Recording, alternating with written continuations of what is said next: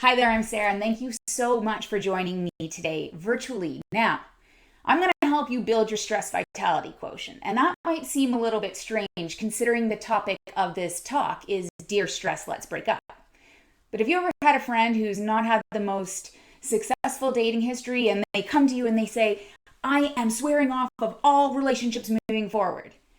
I think we do the same thing with stress. We look at all the stress that is bad, and then we try to get rid of all stress. But the advice you would give to your friend is probably, listen, you don't need to swear off of all relationships. You just need to stop having relationships with people that are bad for you and instead give yourself the time to build relationships with people who are good for you, to build healthy relationships. And that is exactly how we are going to look at stress. Because when I even started preparing for this talk, the reality is in the work that you do, when you are fighting for economic justice, you can't take the stress out of the work that you do. If you did, you would compromise your ability to fight for that mission. So we don't want to get rid of all stress. We just want to break up with the stress that isn't good for us so that you can do the work that you are so committed to doing. And in order to do that comes the second part of the equation. That requires energy.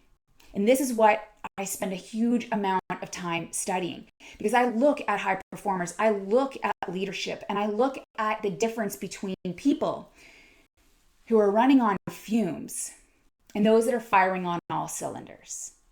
And the firing all cylinders can be described as people who are infused with a sense of vitality. And that's the second part of what we are going to talk about. Because if you actually look at this word vitality and you look at the definition of vitality, the definition of vitality is purposeful energy that fuels a full life. Here's the thing. It must be nourished and replenished in order to be sustained. So here's what I want you to do. I'm going to try to get you started with a reflection. Now, I appreciate in a virtual environment, half the time we just kick back, we plan to multitask and get some things done at the same time. I know that's what some of you are doing out there. But I even suspect the fact that the work that you do is so stressful, it felt actually stressful to sit down and attend this session. But here's the thing. If you are here, be here.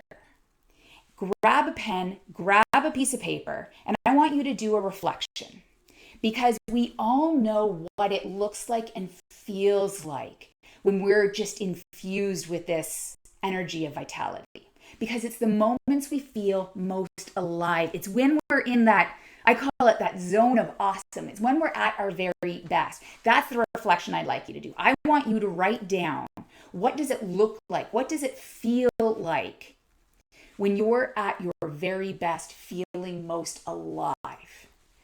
Take a minute, capture some of those words.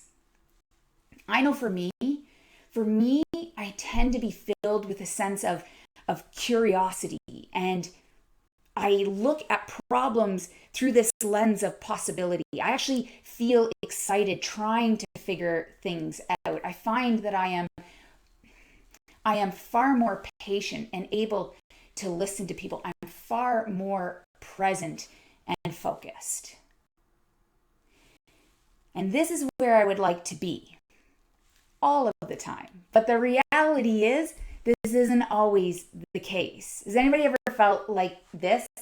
Like you roll out of bed and you just feel like, I cannot adult today. I know all the things that I should do. It just feels so difficult to actually do them. This is us running on fumes. Now, for the record, I fundamentally believe that every single virtual presentation requires at least one animal picture. It's brain candy for us. It just makes us feel better.